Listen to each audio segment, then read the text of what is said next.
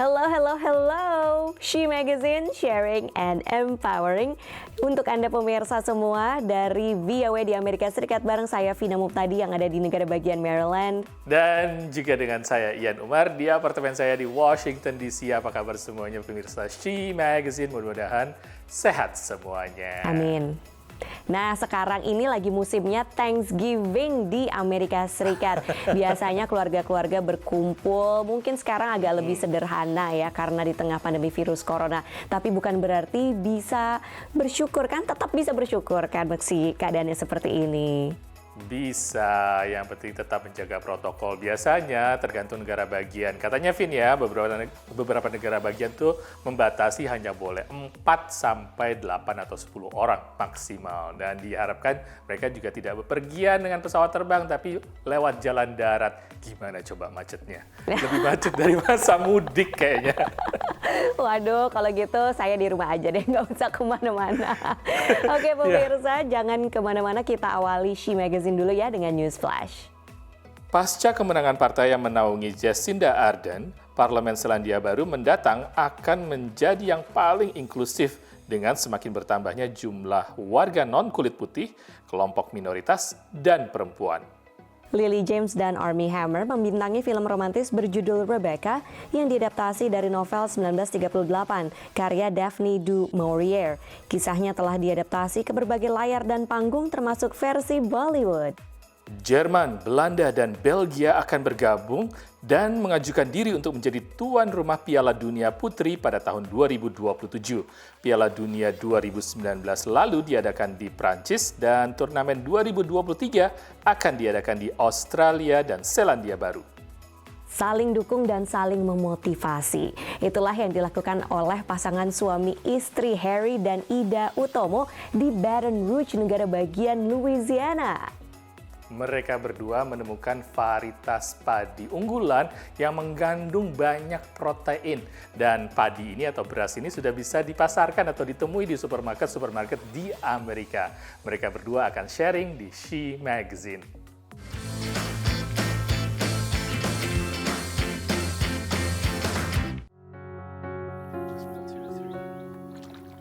Inilah varietas padi Frontier yang ditanam di sawah negara bagian Louisiana. Jenis padi ini mengandung protein yang lebih tinggi dari padi biasa. Dan penemunya pasangan suami istri asal Indonesia, Harry dan Ida Utomo. Kandungan protein pada umumnya di rice yang ada ini itu sekitar 6-7%. Sedangkan yang kita kembangkan di sini yang sudah menjadi commercial product sekarang itu antara 10-10,5%. Jadi meningkat sekitar 55-60%. Mereka berdua adalah dosen Fakultas Pertanian Louisiana State University, sebuah universitas negeri terbesar di negara bagian Louisiana dengan 35.000 mahasiswa. Menurut Harry, varietas padi Frontier ini dikembangkan dengan teknik mutasi selama 3 tahun dan cikal bakalnya dilepas tahun 2017.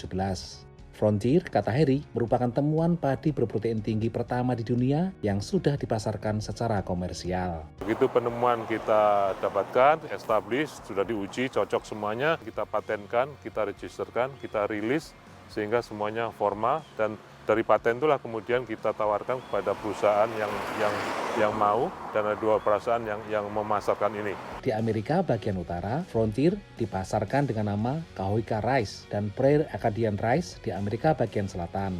Selain paten dari Frontier, Harry yang datang ke Amerika tahun 1986 ini juga mengantongi 6 paten lainnya yang berhubungan dengan pengembangan tanaman pertanian. Pencapaian akademis ini tidak lepas dari peran istri yang menjadi partner penelitian dalam penemuan padi Frontier. Prof. Harry dan saya itu membawa komponen-komponen yang sangat berbeda yang diperlukan untuk menghasilkan high protein rice ini. Misalnya, Prof. Harry itu bidangnya genomics dan marker assisted breeding, dan beliau juga yang memegang di lapangannya nanti. Sebaliknya, saya yang melakukan mutational breedingnya atau tissue culture selama belum sampai ke lapangan. Jadi Prof. Harry memerlukan bidang saya memerlukan bidang Prof. Harry, dan kalau kita melihat ke depannya bahwa ini sesuatu yang akan besar hasilnya, itu kita akan terus semangat kerja, nggak sempat mikir yang lain-lainnya. Dengan paten-paten yang telah didapatkannya, apakah 2 diaspora Indonesia ini lantas menjadi dosen yang kaya?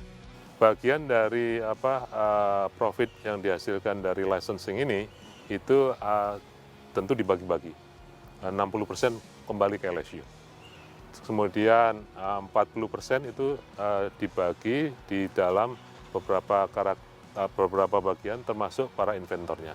Meski varietas padi yang mereka temukan tidak cocok untuk ditanam di Indonesia, dengan pengetahuan dan keahlian yang dimiliki, Heri Utomo membuka diri untuk bekerja sama dengan Indonesia mengembangkan padi berprotein tinggi. Dari Baton Rouge, Louisiana, Supriyono dan Alam Burhanan, VOA. Heri Utomo juga mengantongi beberapa paten lain ya dalam bidang pertanian. Luar biasa sekali inovasinya. Sangat membanggakan diaspora Indonesia di Amerika ini. Dan masih banyak cerita lainnya hanya di She Magazine, sharing dan empowering.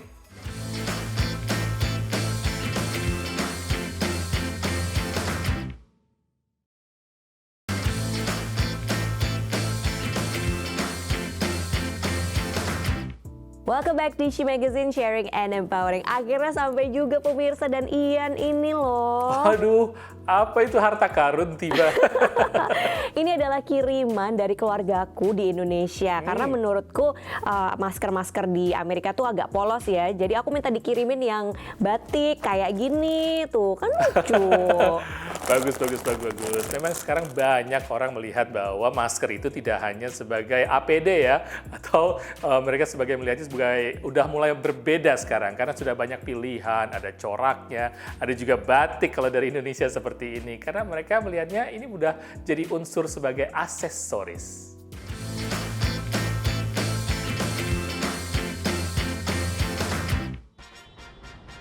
Warga kawasan Harlem di kota New York ini ingin tampil beda. Sambil melindungi diri dan sesama dari virus corona, ia memberi sentuhan negara asalnya, Pantai Gading di Afrika Barat, ke masker yang dikenakannya. Good thing about it is like it represents my culture. It represents Africa, and I'm from Africa originally. So it was the right way for me to make a statement. So I really like this because, as you can see, it has some room for breathing. As opposed to the regular mask that is super flat, this one has a place for the nose so I can breathe on it. Not only that, I like the color because it fits a lot with my clothes. I'm pretty neutral, so most of my outfit will look perfect with this.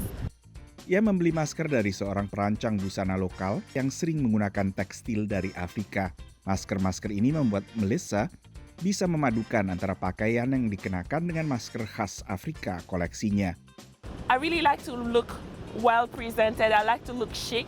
And mostly when I first saw the mask at the beginning, it was all blue. It was looking like medical mask. And I didn't think that it looked well with my outfit. So I wanted something fashionable to begin with. And I wanted something that I can make a statement. If I go somewhere, everybody can look at the mask and look at it. Merespons pandemi dan anjuran serta aturan pengenaan masker di luar rumah, sejumlah desainer memang beralih dari pembuatan pakaian ke masker, menggunakan tekstil dengan berbagai warna dan pola. The factories and designers were very quick to jump on the bandwagon. There were people in factories who had no work to do, and now they do because of masks. So they quickly converted their factories to producing them. At first, they were merely functional or for a medical use, and now they've added fashion masks. So they've done it quickly. That's surprising, but it shows our potential as an industry to react. Selebgram atau influencer juga berperan. So one of the most exciting things I see with influencers is how they are teaching their followers to do makeup in a mask. And they will show these dramatic makeovers from the nose up to the forehead on how one can look different each day. And once again, this is all about self-expression. And so it's an opportunity with the mask and the makeup to create a different look virtually every day. Sebagian desainer juga sekaligus menggalang dana amal. Tory Burch misalnya, menjual 5 masker seharga $35, yang $10 disalurkan ke lembaga amal. Penjualan masker diperkirakan terus meningkat, antara lain karena masker bukan hanya alat pelindung diri, tapi juga bisa menjadi aksesoris yang diserasikan dengan aksesoris lain, seperti misalnya dasi. Dan menurut lembaga riset pasar, Ariston Advisory and Intelligence, penjualannya bisa melampaui $170 juta pada 2025. Dari Washington DC, saya Nova Purwadi dan tim VOA. Nah pemirsa, penggunaan masker ya untuk mencegah penyebaran virus corona juga akhirnya membuka peluang bisnis nih bagi para pengrajin kecil maupun juga sampai rumah-rumah desainer. Jadi memang di masa pandemi ini ada banyak sekali usaha-usaha yang mengalami terpuruk ataupun juga gagal ataupun juga harus bangkrut. Tapi ada banyak ini kayaknya kelaziman yang terlihat bahwa antara usaha kecil atau yang lainnya mereka justru sekarang saling membantu. Seperti partner antara seorang fotografer dengan berbagai usaha bisnis lainnya seperti yang disampaikan berikut ini.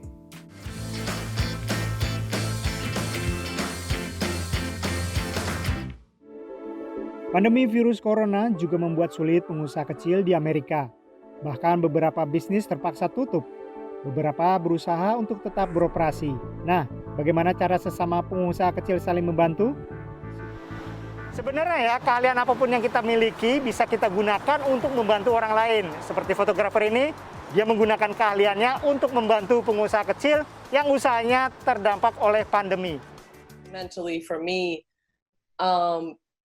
to lose all your jobs and contracts and, being on the phone with unemployment. I mean, these are very stressful things you're dealing with day to day. I didn't see in the media anyone covering this story. I didn't see anyone paying attention to the small business owners. Itu awal Markelo memulai proyeknya. Setiap foto bercerita mengenai usaha mereka di masa pandemi dan bagaimana cara bertahan. We're a small company. And, our employees are like family to us. So we really look at this as we can't provide for our family. You know what I mean? Literally and figuratively, as everything was put on hold. So, we do what every entrepreneur does. You just have to pivot and figure it out. We didn't have time to sit there and boohoo and cry or whatever. Louis Hankins, pemilik restoran Latin Amerika, berharap usahanya sudah bebas dari hutang di tahun 2020. Namun pandemi membuat impiannya mundur. I'm just thankful to still be here, still have my doors open, still be able to provide a space for my employees to come and earn a living and provide for their families. Cerita dari foto-foto Markelo menceritakan banyak hal, mulai dari keputusan dan harapan, kerja keras, dan inspirasi. I want people to understand what small businesses have to go through, what they have been going through during a pandemic. It is not so easy to shut your doors and then open them again. Saling mendukung selama pandemi COVID-19 adalah satu pelajaran berharga di saat kita kesulitan. Di dekat rumah saya juga ada, Ian, ada sebuah kedai gelato yang di tempat parkirannya itu ada food truck makanan Indonesia. Jadi mereka saling mengisi kan, jadi customer semakin banyak ke situ dan mereka bagi hasil. Wah, bagus-bagus itu. Jadi kayak partneran ya antara usaha kecil. Mereka justru harus mendapat bantuan ataupun cari partner-partner seperti ini. Pemirsa, masih banyak cerita lainnya, jangan kemana-mana di She Magazine.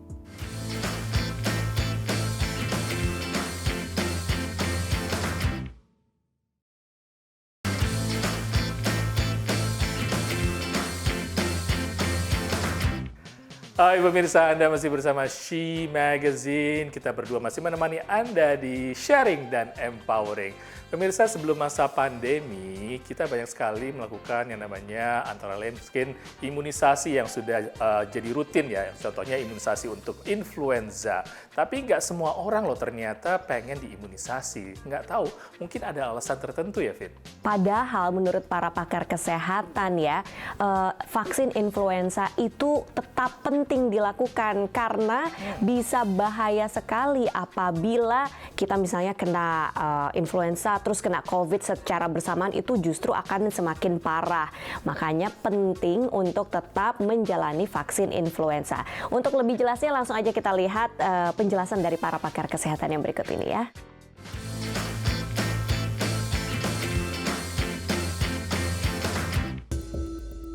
Menurut para dokter di Amerika Serikat, inilah saat yang paling mendesak bagi warga untuk mendapatkan vaksinasi flu. Pusat Pengendalian dan Pencegahan Penyakit CDC merekomendasikan siapapun usia 6 bulan ke atas, juga warga lansia, untuk divaksinasi. We anticipate that there will be some people coming up who have both COVID and influenza at the same time, which would be very devastating, obviously, and increase the risk of death from one or both of them. So anything we can do to prevent influenza and to prevent COVID, of course, we want to do.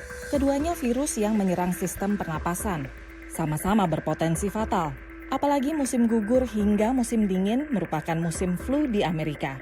CDC melaporkan tingkat imunisasi rutin pada anak menurun drastis. Di tengah pandemi, jumlah kunjungan ke dokter pun merosot. Padahal klinik dan rumah sakit sudah meningkatkan protokol keamanan agar pasien bisa mendapatkan layanan rutin seperti imunisasi secara lebih aman. The flu vaccine is not always the most effective vaccine, so people use that as an excuse to not get the vaccine. In recent years, we've been anywhere from probably a low number of 20% hit, and we've been as high as 60-65% successes. Bahkan sebelum pandemi pun banyak orang yang enggan divaksinasi flu. There are also a number of myths associated with the flu vaccine, like getting the flu vaccine will actually give you the flu, which is not possible because the virus particles in the flu shot are dead, so they cannot multiply and give you infection. Menurut pakar, bahkan vaksin yang tidak sempurna pun cukup ampuh mengurangi parahnya infeksi. Data CDC untuk musim flu lalu menunjukkan 80% anak-anak yang meninggal karena influenza tidak divaksinasi. Riset dari Duke University menunjukkan hanya sepertiga dewasa di Amerika Serikat yang divaksinasi tahun 2018. Kelompok yang paling beresiko tinggi masuk rumah sakit atau meninggal akibat flu adalah anak-anak, ibu mengandung, lansia, dan orang dengan kondisi medis. Kelompok yang rentan lainnya adalah warga kulit hitam dan minoritas lainnya. It worries me a lot that communities that are the hardest hit by COVID are also very heavily impacted by flu. And we know that vaccination rates are lower in these communities. Menurutnya, pakar kesehatan masyarakat harus bekerja sama dengan pemuka masyarakat untuk menyebarkan informasi betapa penting dan mendesaknya vaksin flu di masa pandemi. Membuatnya tersedia untuk masyarakat secara gratis. Dari Washington DC, VOA. Ya, penting banget memang untuk vaksin influenza ini. Bahkan ibu saya di Jakarta juga saya sarankan untuk suntik influenza. Tapi tidak kalah pentingnya pemirsa adalah kesehatan mental. Ini penting sekali loh, karena menurut Pusat Pencegahan dan Penyakit di Amerika atau CDC, sekitar 40% lebih dari warga Amerika yang berusia di atas 18 tahun selama pandemi ini mereka mengalami salah satu bentuk kegangguan kesehatan mental. Mungkin kayak depresi kecil-kecilan kali ya. Aduh, ini penting banget nih. Nah, apalagi sekarang di tengah pandemi virus corona kan agak sulit ya bertemu tatap muka, sehingga banyak sekali pertemuan dengan dokter atau terapi itu beralih ke virtual atau teleterapi. Nah, psikolog di California ini kemudian sharing mengenai apa saja tantangan yang dialami ketika melakukan sesi secara virtual.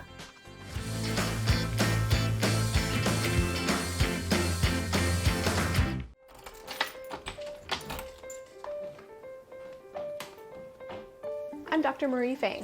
I'm a psychologist working in private practice in San Jose, California. Hi, Vanessa. How are you doing today? There are many advantages to teletherapy, and particularly lately surrounding the social distancing precautions around COVID-19, teletherapy allows many people to access mental health care who otherwise wouldn't be able to access it, or in order to access it, they might need to put themselves at risk. Teletherapy refers to all therapy services offered electronically, whether it be video, phone call, email, or text. Within the current context of the COVID-19 restrictions, my practice has shrunk significantly, and my schedule has had to change. Normally, I drop my daughter off at daycare in order to go see my clients, and my daughter's daycare is currently closed. So I've needed to reduce my total hours available to see clients to about a third of what I typically offer to them.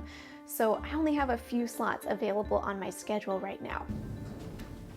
One major issue that I've experienced meeting with my clients via teletherapy, particularly while the shelter-in-place mandate is in effect for some of us, is because there are so many people inside the household, it's really difficult to find a private space to meet with your therapist. We're already seeing major impacts of COVID-19 on people's mental health, especially for those under the mandate to shelter in place. They may feel literally trapped in whatever dysfunction might be going on in their household. Generally speaking, my colleagues and I have so far seen an increase in anxiety in a major way. There are many factors that have created challenges for us, such as trying to get the necessary trainings in order to make sure we're on top of all of the ethical regulations to provide teletherapy, and also figuring out technological issues just like everyone else in the world these days. It's hard to figure out which platforms are HIPAA secure and care for your client's privacy, and trying to onboard your clients to those platforms at the same time. I'm hearing from the majority of my colleagues that their income has dropped as a result of COVID-19 and switching to teletherapy. For some, their income has dropped as much as 50% or more. And there are some who aren't taking a paycheck right now at all. Pemirsa, semoga informasi tadi bermanfaat bagi kita semua ya, khususnya tadi dalam bidang kesehatan, kesehatan mental juga. Semoga kita semua dalam keadaan aman, sehat selalu, dan terlindung dari virus corona. Akhirnya saya Vina Muptadi dari kota Silver Spring, negara bagian Maryland. Dan saya Ian Umar dari apartemen saya di Washington DC. Jangan lupa kunjungi kami di sosial media VOA Indonesia. Sampai jumpa lagi di She Magazine berikutnya, sharing dan empowering. Bye!